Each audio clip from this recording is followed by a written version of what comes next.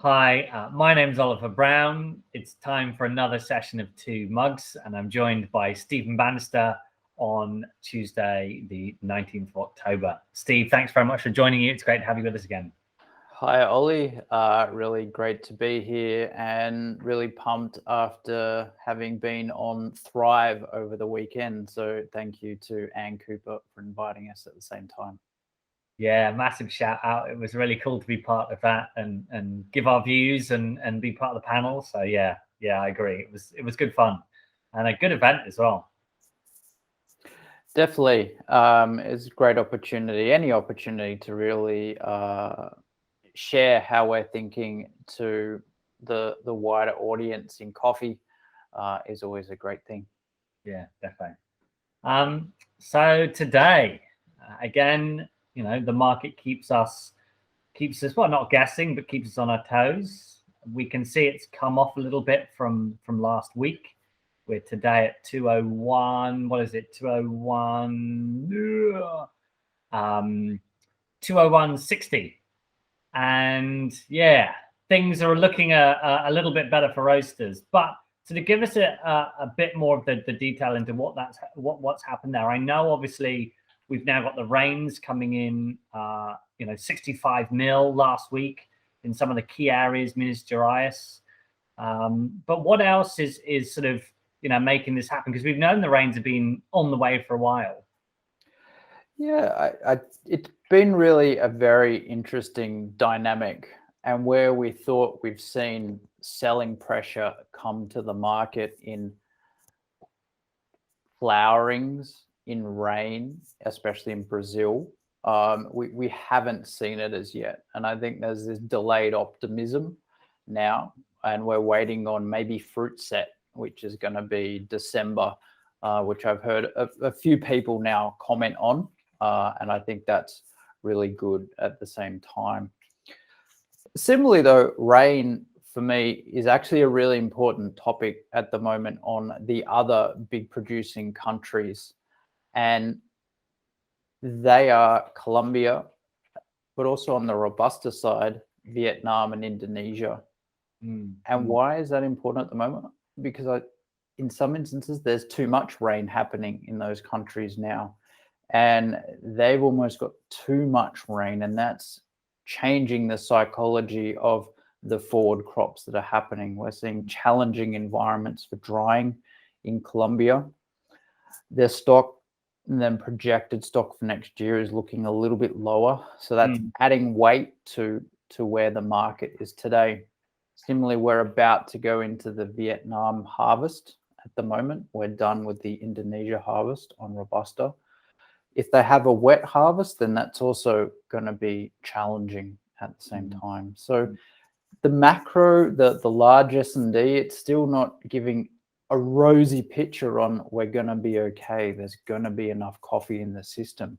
And that's causing us to still continue upwards and hold for the first time really above this 200 level for more than a week, where we've seen little jumps into it and then the markets fall back down. And unfortunately, we've really held that 200 level. And I expect that maybe today's session coming up on Tuesday will be, can we hold or can we break down? Because we have, as you said, seen it come off back down to almost 200 flat. Yeah. And I mean, like we've talked about the support being at 200. Do we think, the next sort of low will be 190? Do you think that's unlikely to go back down sort of to those levels next week, or what does that look like? I've definitely been running the numbers with one of our colleagues here, and that was where our downwards level could be. How long it will stay at that level, though, is also it may hit a low and then rebound upwards again as we see this sort of stepping effect as we continue to go up. We retrace backwards and then we make a new high. So the last low was just below or just above 190. We think potentially we could retrace down to there because the fundamentals of the big crop numbers are still the same. We're not changing. So why are we still so scared. We're scared a little bit because, again, people are waiting on what will be the optimum harvest conditions for Brazil for next year. Now, will I get my fruit set right? Yeah. But I think, in all honesty, no one is really wanting to buy at 200 at the same time. Mm-hmm. And the volumes going through the exchange, the number of contracts traded every day is still sometimes on the lower side. So if people do come in to sell, then yeah, we should see a bit of a lower market, and I hope it moves lower for our roaster friends at the same time. Definitely. One of the interesting things I think we've seen in the past, but I'm not seeing this time round, and maybe that's just because I'm not seeing it, doesn't necessarily mean it's not there. But in the past, there's been a retrenchment to roasters using Robusta as a bit of a gap fill, and they sometimes use it to pull prices down, but keep that depth in that coffee. But we've not seen that this time round with these high prices. Why do you think that is? I think there's a number of factors. The first one is really uncertainty in demand. So because of COVID, because of the lockdown situations, it's been hard to really reset and create a forward blend idea. So people are sticking to what they know today. Mm-hmm. The other thing is we have probably tested the limit on the high side for most people, but we haven't smashed through that at the same time. So there's a lot of people, I would say, are still, I hope it's going to go down and then I'm going to cover for next year. Some people are having to cover now, depending on their volumes. Others can wait, depending on how much stock they still have left that they haven't used up from this year at the same time. So whilst the arbitrage or the difference in price between Arabica and Robusta is actually quite attractive now at nearly 100 cents a pound, people aren't quite ready to change their blends yet, I feel, at the same time. There's two other small caveats, though. That is, freight out of those Robusta producing countries is still quite expensive.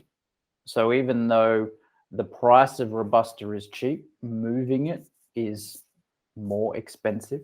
The final one is really, people have got used to a full Arabica blend, and marketing is driven around a full Arabica blend. So if we change that, that has packaging constraints and other things as well, which people, again, if they've had a large run of packaging, they can't necessarily bring those changes in as quickly as they want, depending how they signal that to their consumers. Yeah, really interesting, and it's going to be fascinating to see if the market goes the other way, whether or not we will start to see a change. And I mean, personally, from my point, it's nice to see everyone staying in the Arabica lane, and making sure they continue to support the producers that have all been working hard. And again, I don't think, as you've said it so many times in the past, we're now paying what is probably a fair price. Farmers are now able to get a little bit of breathing space to send their kids to school, to get that sort of basic stuff, which whilst those in Brazil might not be such a big issue, there are many countries where this season's been an absolute boon for them. So it's not necessarily a bad thing. I tend to agree. Yeah. One of the other topics, again, that was interesting to come out of Thrive, and I know we've talked about it quite a lot, is the shipping. And again, that idea of really sort of thinking ahead and making sure we're on the ball with all of that. But that was really interesting to see from my part.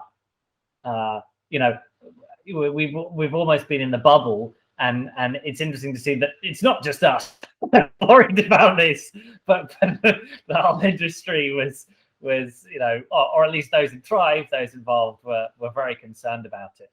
But I know that you've sort of you've spoken a little or been involved in some of the Swiss coffee event, and they were talking about what that would look like for next year and the year before. Give us a bit more of insight into what long term are we looking at, Steve, with the challenges that we're facing. Yeah, I would like to say I wish I had a rosier picture to paint, but what we're seeing, or the information come out of those large participants in the coffee industry, is actually a bit scary. I've never actually gone to the Swiss coffee dinner, but luckily or unluckily, due to COVID, they had to pivot to a virtual environment, so I could log in and listen to one or two of the presentations that they had. And one was on cargo and supply chain and everything like that.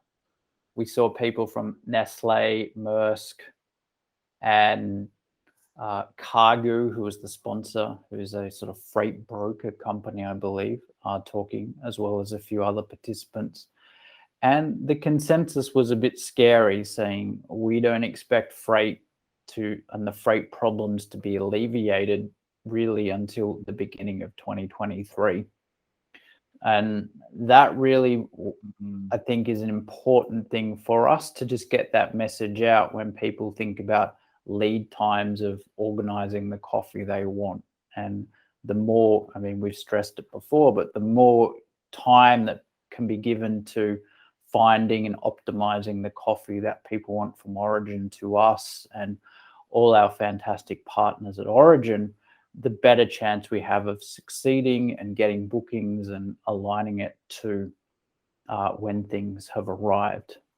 And it's a combination of so many things. It's not only number of containers or number of ships, it's the capacity and availability for all the actual ports. And we've seen instances where, because of COVID or other things or power constraints, that port times have actually been lowered, so throughput is lowered. And even if you've got vessels, they're all stacked outside because the vessels can't come in, unload, load up, and move out again. So there's many different constraints. It's not only lack of equipment that is playing out here. And the other really interesting thing is prioritization of freight that's happening at the moment. Absolutely. Where coffee and agricultural products, because of their value, is still expensive, but compared to something like semiconductors or computer equipment, is actually quite cheap. So those people that have higher value freight can afford to gazump us in some instances to get their cargo on the water earlier. And that's some of the challenges that we continue to see, is that even if we have a booking, we don't have a booking until the vessel sails and our container's on it. And that didn't really exist before. We could sort of rely on hitting those bookings and making those bookings early to be organized. But now it's, again, the game continues to change. We do our best to adapt, but the game ain't gonna go back to normal anytime soon. And I've spoken to some of our customers, and I know that they've talked about like adding a sort of freight buffer to their cost prices. Sometimes at almost 30% increase, but more than that's happened now. And do we think that should our advice be to those customers, look, that as well as the challenges of the market, the freight price is going to really it's going to continue to go up for the next year, the next 2 years as well, within that expectation? It's hard to model. I think in some instances we've seen a peak in the Baltic indexes, which sort of manage the container price on certain routes of shipping, mostly to Europe. So we've actually seen it come off a little bit from the high last month, which is a blessing. We're definitely in a high freight period as we go into Christmas and the Lunar New Year at the same time. Once we go through that, we'll probably hopefully hope is not a strategy, but hopefully come off a little bit to what's normal. We have been lucky in Australia that we haven't seen the explosiveness of the rates that the US and other destinations have seen, or even the exporters here in Australia have been met with much huger increases than we have importing into Australia at the same time. So it has impacted us, but we're probably, if comparing to others, are doing not too bad at the same time. I think it's always healthy to allow a few extra percentage points in the price for freight volatility and continue to work with us and your partners to see if we can make stuff early and access preferential bookings and prices, and we'll definitely do our best to minimize that at the same time.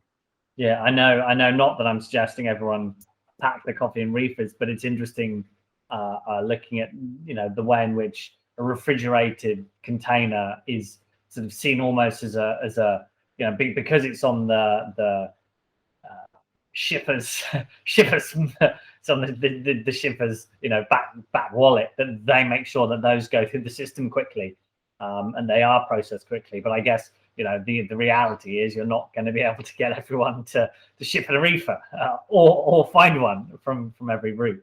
But it's interesting to sort of see how different containers are managed differently as well.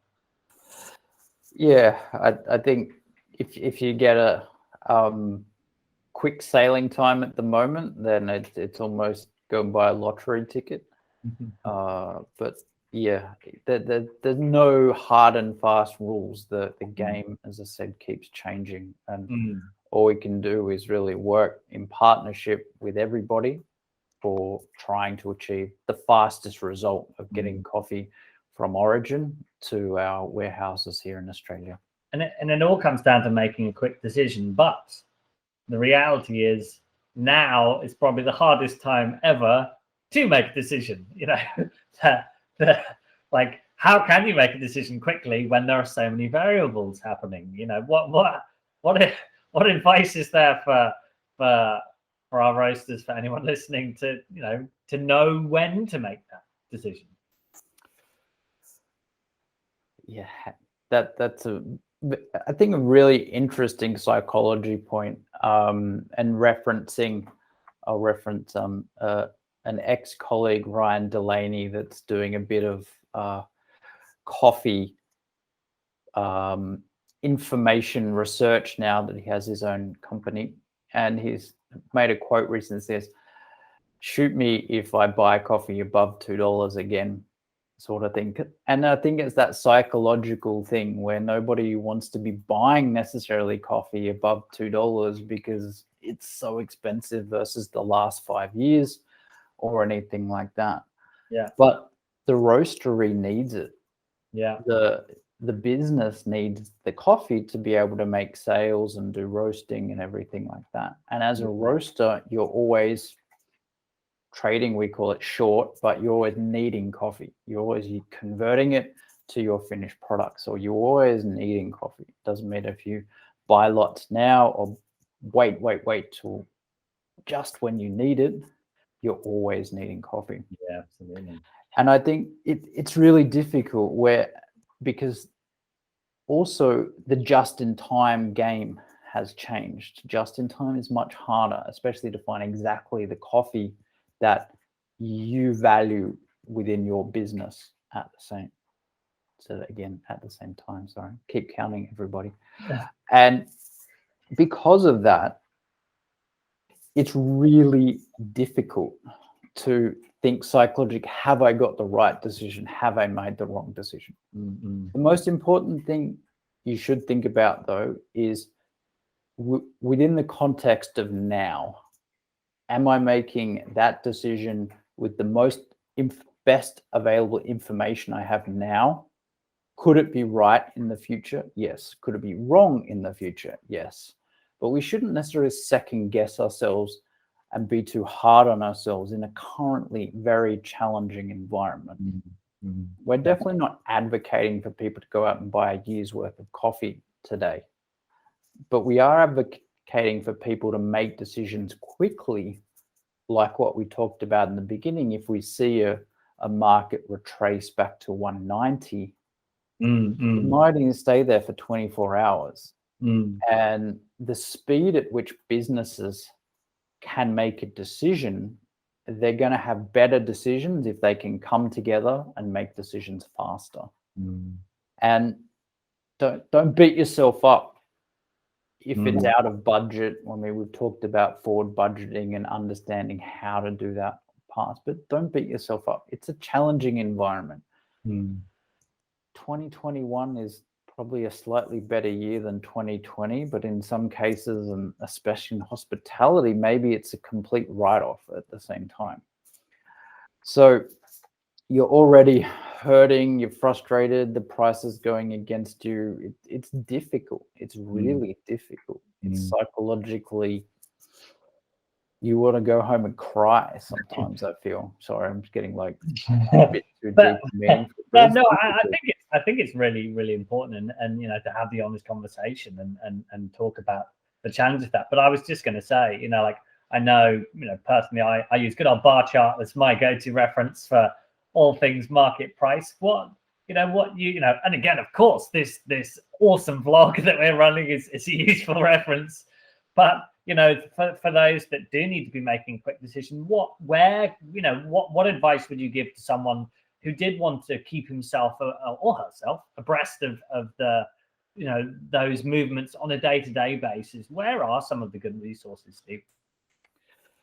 Yeah, I think there's a lot of good free resources. Most people don't need live feeds from exchanges or anything, and especially in Australia, the exchanges are running when we should be asleep half the time as well. So I wouldn't really advocate people spending good money on live data. There is great tools. I mean, I run data through about 4 different channels actually, but that's pretty crazy. But two of them that are free is just putting futures into Apple stocks or Android stocks. If there's a app, sorry, I'm an Apple user, but that's great. It syncs with all the Apple stocks, so you can see that and the change every day. The other reference that I've seen is a program or an app called Trading View that works again. That's quite good. You can see a little bit of a chart. The delayed feed is actually, I think, only 10 or 15 minutes when the markets are running, similar with bar chart. I think also investing.com has just useful software at the same time to be able to see and map changes as well. So those are probably ones where if people just want to have that reference price or get an understanding of what's happening, then those are probably the resources I would look to check out. No, thanks for that. That's cool. I think, you know, again, you know, the more we can empower those that listen, the better. One of the subjects I just wanted to finish on was the idea of the replacement price. I know we're always talking about it as a team because it means where we've got to rebuy the coffee that we've just sold.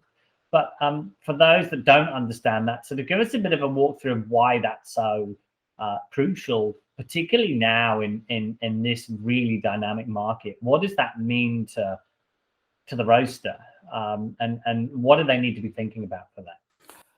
Yeah, I think it's a really key bit of terminology for a green buyer that they should always be aware of. And what you're really referencing is the price that I bought something today, and the replacement price is the market price of buying that coffee in the future or versus where you've bought it in the past. So when we look at it, and the last few years before we hit July and really the frost event, the replacement price or the replacement differential was not that volatile.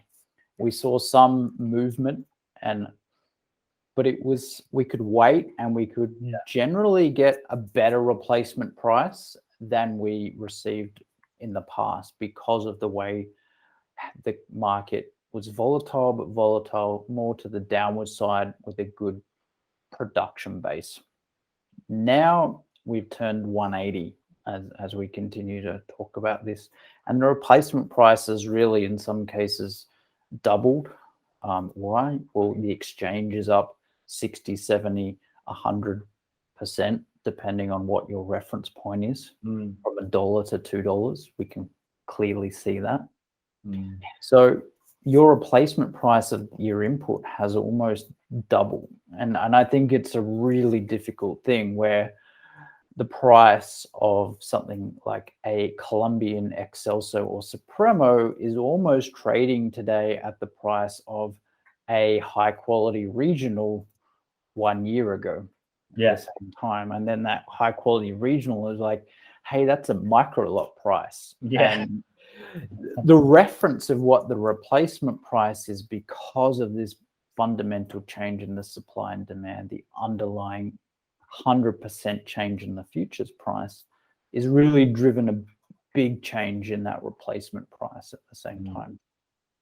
People refer to it when they're pricing at the same time. So if you've got stock, you may look at it from the point of, this is what it cost me to buy, so this is what I'm going to sell it at, but this is it's going to cost me now. So is my coffee that I haven't sold really worth the replacement price up here, or is it just worth my cost plus margin here?